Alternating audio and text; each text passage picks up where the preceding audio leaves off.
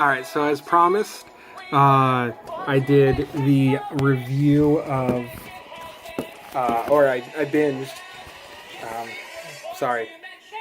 Anyways, I binged the entirety of Yuri on Ice, and that was pretty damn good. Holy shit. Everybody told me I would care about ice skating and shit like that after watching it, and I kind of do. I kind of want to know about those triple axles and stuff like that. Like, what's the difference between that and a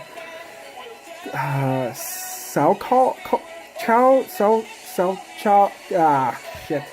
They did it in katakana anyways, like Salcall, I think is what it was called.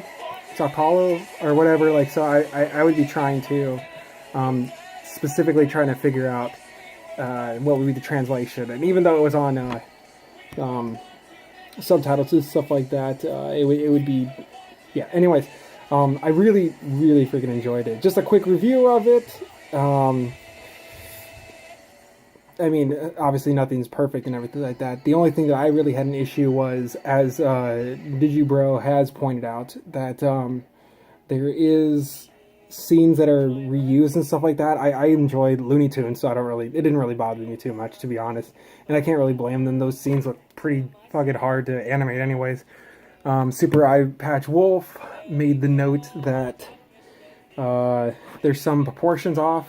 It wasn't noticeable to me in particular while watching it. It's noticeable when I'm trying to look at it. Like if I went without that information, I wouldn't have noticed. So that's fine. They're minor points, and those weren't big points of theirs anyways. Those are just minor things that I was like, oh, what? And yeah, holy crap! These are fantastic characters. Holy shit! Both Yuris, and Yuri Polinsky, Yuri Katsuki. My friends are gonna hate me when I can't get that name right, but yeah. So I really love those two, and then I also, oh my god, Victor is fucking awesome, but especially JJ. Holy shit, that's my dude right there. That's my fucking shit. You have this fucking flamboyant son of a bitch, and right when he gets to it, you always think like he's this shallow individual, and then he gets everything he ever wants, and he somewhat self-sabotages it. And it's not his fault. Like, he doesn't self-sabotage it on purpose, but he kind of self-sabotages himself into succumbing to the pressure and realizing how difficult what he has done is, or what he's setting out to do is. And that's, holy shit. Don't ever stop. That is such a character to look up to, or that's so relatable to me.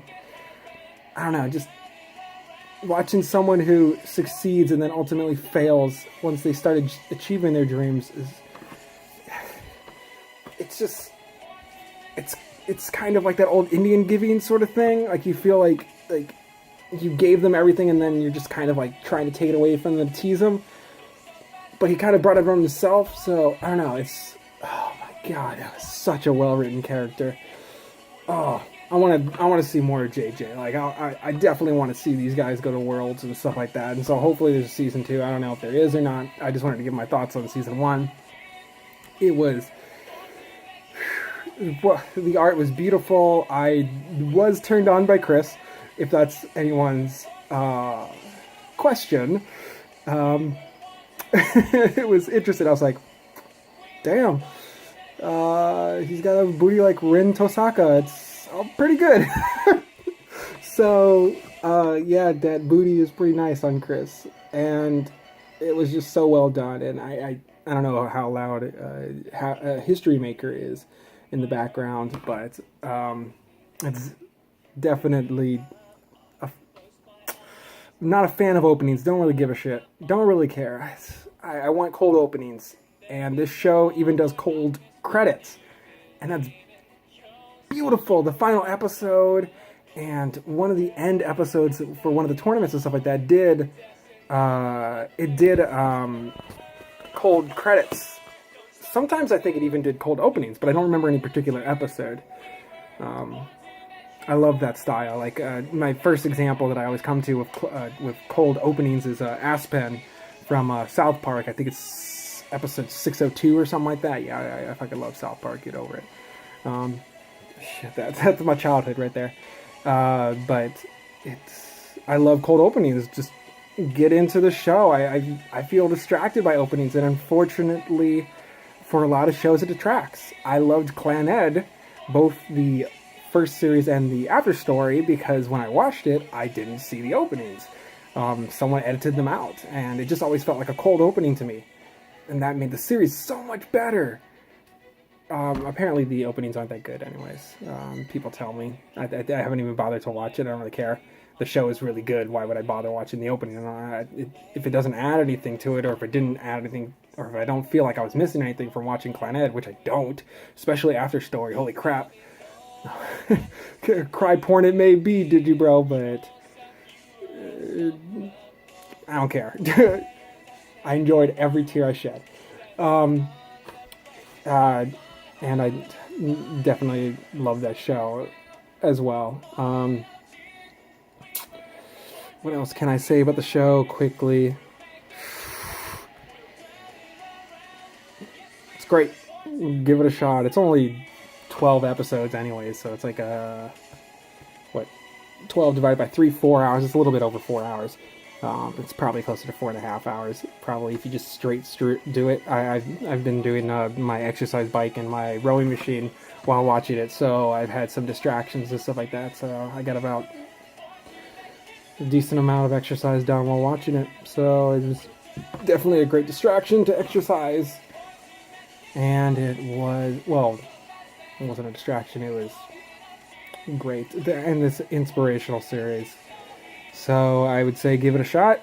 If you have any trouble with inspiration or something like that, it goes through the mechanics of dealing with this pressure mounting over yourself, anxiety. Yuri, the main character, he's phenomenally written. He suffers anxiety, and his partner, his Victor, brings him in and fucks up, and they both fuck up, and they're just so perfectly written for each other to bring each other up from a low point, and then eventually get to this. He reaches, no spoilers, but he